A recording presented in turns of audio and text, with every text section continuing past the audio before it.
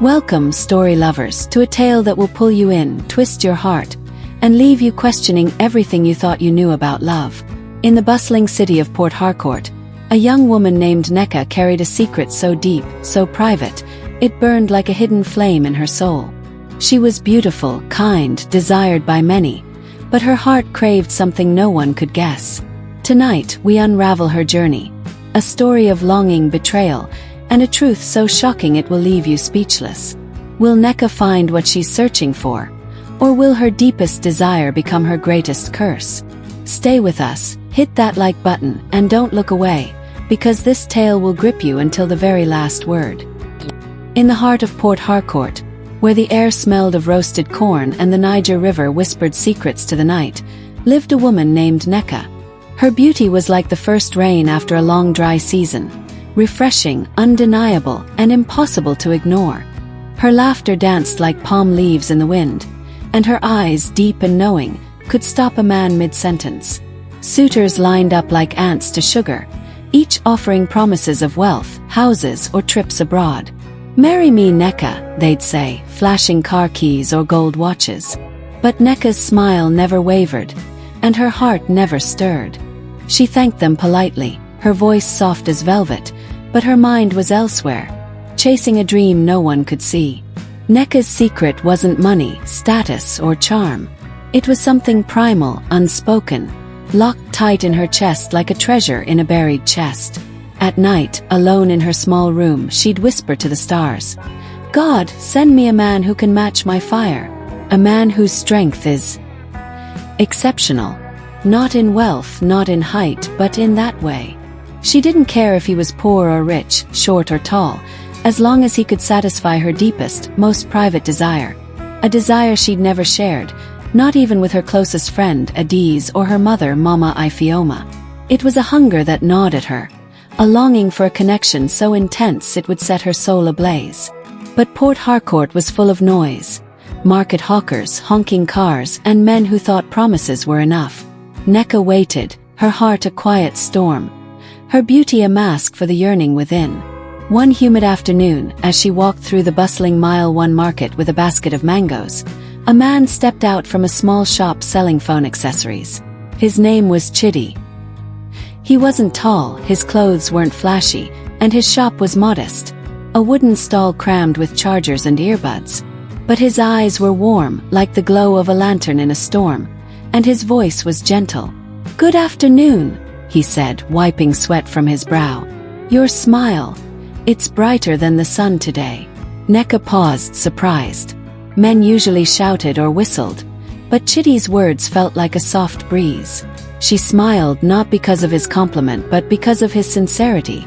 From that day, Chidi became a quiet presence in her life. He didn't promise her the world, but he gave her what he could. Small, thoughtful gifts like a scarf for the rain, a bottle of palm wine for her mother, or a cold drink when the sun was harsh. When Mama Ifeoma fell ill with malaria, Chidi was there, paying for medicine and fetching water for the house. "He's different," Mama Ifeoma said one evening, her voice weak but hopeful. "This one has a good heart." Nneka nodded, but her heart was a battlefield. Chidi's kindness wrapped around her like a warm blanket, but her secret desire burned brighter. Could he be the one? Could he fulfill the longing she'd carried for years? One evening, under a guava tree heavy with fruit, Chidi took her hand. His palms were calloused, his eyes nervous but full of love. "Nneka," he whispered, "I want you to be my wife." Her heart raced. She saw his goodness, his devotion. But what about her secret? Would he pass the test she'd set in her heart? She said yes, but as the stars twinkled above, a question loomed. Would Chidi's love be enough, or would her hidden hunger tear them apart? The wedding bells were still months away, but Nneka and Chidi's love grew like a young plant in fertile soil. They traveled to Calabar for a cousin's wedding, a journey filled with laughter and shared dreams. In the cramped bus, Chidi held her hand, his thumb tracing circles on her skin. Nneka felt a warmth she hadn't known before, but her secret pulsed beneath it all, waiting for its moment. In Calabar, they checked into a modest hotel with peeling paint but clean sheets. The night before the wedding, Nneka sat on the bed, the moon casting shadows through the window. Her heart pounded. This was her chance to really know if Chidi was the one. She turned to him, her voice steady but her eyes searching. "Chidi," she said, "I need to see, you know it." Chidi's smile faltered. "See what?" he asked, his voice a mix of confusion and shyness. "You know," Nneka said, her fingers brushing his arm. "I just need to be sure." The room grew heavy with silence. Chidi hesitated, then stood, turning away as he lowered his trousers. Nneka's breath caught. She closed her eyes, praying for the answer she'd dreamed of. But when she looked, her heart sank like a stone in the river. It was small, too small, like a twig where she'd hoped for a mighty Irako tree. Her face betrayed her. Chidi turned, his eyes searching hers. "Nneka, what's wrong?" Her throat tightened. Words spilled out sharp and cold. "Chidi, it's not enough. I wanted more. I wanted fire." Chidi's face crumpled. "But I love you," he said, his voice breaking. "Isn't that enough?" Nneka looked away, her chest tight. She wanted to scream, to cry, to explain, but how could she? She fled to the bathroom, locking the door, her reflection staring back at her. "Not again," she whispered. "I can't settle for less." That night, as Chidi slept, Nneka lay awake, her heart torn between his love and her unyielding desire. She thought of his kindness, his sacrifices, but her dream was bigger, fiercer. By morning, her decision was made. As the wedding music faded and the couple returned to the hotel, Nneka packed her bag in the pre-dawn light. She slipped out like a shadow, leaving no note, no goodbye. Chidi woke to an empty room, his heart shattered. Would he ever understand why she left? And what would Nneka find in her relentless pursuit? Nneka returned to Port Harcourt, her heart bruised but her resolve unbroken. She wiped her tears, reapplied her lipstick and told herself, "The right one is out there." Months passed, and whispers followed her. Nneka left a good man, the market women gossiped. "She's too picky," said the church aunties. But Nneka didn't care. She smiled, danced, and kept her secret close. Then came Kelechi, a banker with a smile like polished mahogany and a voice smooth as palm oil. He slid into her Instagram DMs with a message. "Your beauty lights up Port Harcourt like the moon lights the night." Nneka laughed, intrigued. His photos showed tailored suits, a sleek car, and gym selfies that hinted at strength. They chatted, then met, and soon they were inseparable. Kelechi was patient, generous, buying her dresses and taking her to rooftop restaurants where the city sparkled below. "He's the one," Nneka thought, her heart fluttering. But the test loomed. One evening, at his sleek apartment, the moment arrived. The air smelled of jasmine, the lights dim. Nneka's heart raced as she asked, "Can I see it?" Kelechi chuckled, confident. He obliged, and Nneka's hope flickered, then died. It was better than Chidi's, but still not enough. Not the fire she craved. She forced a smile, but her heart was already packing its bags. The next morning, Nneka left, blocking Kelechi on every platform. But as she walked away, a pang hit her. Kelechi had been kind, attentive, yet she couldn't stay.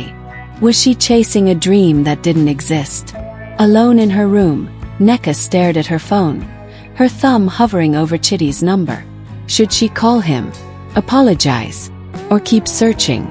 Before she could decide, a new message popped up, from a man named Tund, whose confidence promised something different. Would he be the answer, or another heartbreak? Tund was a force of nature, tall, muscular, with a voice like distant thunder. Nneka met him at a beach party in Bonny Island, where he moved through the crowd like a lion among gazelles. His dance was electric, his laugh infectious. When he approached her saying, "You're the kind of woman who makes the stars jealous," Nneka felt a spark she hadn't felt before. Tund was relentless in his pursuit. He opened a boutique for Nneka, stocked with Ankara dresses and glittering heels. He drove her to parties, sent her flowers and called her, "my queen." Her mother clapped her hands, saying, This one is a king. Nneka's heart dared to hope. One moonlit night, Tund invited her to his waterfront villa. The air was thick with anticipation. As they lay together, Nneka's heart thundered. This was it, the moment of truth. When Tund revealed himself, Nneka's eyes widened. It was everything she'd prayed for. Strong, impressive, like a yam fresh from the farm. Yes, she whispered, her soul alight. They came together, and for a moment, Nneka felt the fire she'd chased for years. But then, plot twist, Tund finished in seconds, collapsing with a grin. That was amazing, he said. Nneka blinked, stunned. That's it. Her body hadn't even begun to feel the heat. She gave him another chance, then another, but each time was the same. Quick, fleeting, empty. Nneka's dream had come true, but it was a hollow victory. She left Tund's villa, her heart heavier than ever. She'd found the size, but not the stamina. Was her perfect man a myth? As Nneka walked away, whispers followed her. The market women called her cursed, her friends drifted away, and her mother's eyes grew worried. But then, at a lavish wedding, a new figure emerged. A man named Chief Okoro, whose presence commanded the room. Would he be her salvation, or her undoing? Chief Okoro was unlike any man Nneka had met. His belly was round, his hair streaked with gray, but his presence was magnetic. At a wedding in Uyo, he approached her, his voice booming yet warm. "You are the wife I've been searching for," he declared, ignoring the gasps around them. Nneka laughed, thinking it a jest, but his eyes were serious. "I'm not young, but I offer peace, respect, and a life of honor," he said. His words stirred something in Nneka, a flicker of hope she'd thought was dead. They met again, under a mango tree in a quiet village. Chief was patient, his stories rich with wisdom. But when Nneka asked about his size, he smiled. "In my family we honor tradition. No intimacy before marriage. But trust me, you'll be surprised." Nneka's heart wavered. Tradition. She needed certainty. Yet Chief's calm assurance, his promises of a grand wedding, and his respect for her family swayed her. He paid her bride price in full, showering her parents with gifts. Nneka agreed, but doubt lingered. The wedding day was a spectacle. Drums, dancers, and a gown that sparkled like the river at dawn. But as the night approached, Nneka's heart pounded. What would she find when the door closed? Would Chief be her dream come true, or her greatest mistake? The wedding night was a whirlwind. In their hotel suite, Chief undressed, and Nneka's breath caught. He was enormous, beyond her wildest dreams. That night, he claimed her with a passion that shook her to her core. By morning she was breathless, fulfilled, whispering, "This is it." But the fire didn't stop. Chief's desire was insatiable. Morning, noon, night. Nneka's body couldn't keep up. Her legs trembled, her back ached, her spirit waned. What she'd prayed for became a torment. One morning, Nneka discovered the truth. Chief's wealth was a facade. The cars, the clothes, the gifts, all borrowed. His house was empty, his promises hollow. She'd married a man who could satisfy her body but not her soul. Desperate, Nneka fled to her aunt's house in Aba. But Chief's family tracked her down, declaring, "Divorce is forbidden. You belong to us." They forced her back, her dreams shattered. In the empty house, Nneka sat, her ring a fake, her heart broken. She thought of Chidi, the man she'd left for his shortcoming. His love had been real, but she'd chosen her obsession over his heart. As Nneka stared at the stars, a letter arrived from an unexpected source. Could it offer her a way out, or was she trapped forever? The letter was from Chidi. He'd heard of her marriage and wrote, not with anger but with love. "Nneka, my heart is still yours. If you ever need me, I'm here." Tears streamed down Nneka's face. She'd chased a fantasy, only to lose the one man who truly loved her. But Chief's family watched her every move. Escape seemed impossible. One night, Nneka found a hidden stash of Chief's debts. Millions owed, his lies exposed. She confronted him and he confessed. He'd married her to appease his family, hoping her beauty would mask his failures.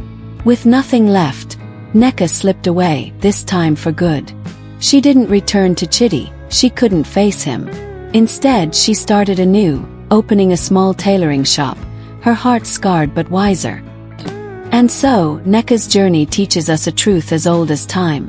What we chase may not be what we need. Her hunger for one thing blinded her to the love that could have saved her. Thank you for joining us on this emotional ride through love, loss, and hard-learned lessons. What did you take from Nneka's story? Drop it in the comments below. Hit that like button if this tale touched your heart, and share it with someone who needs to hear it. Don't forget to subscribe and ring the bell for more African stories that will make you laugh, cry, and think. Until next time, keep searching for what truly matters.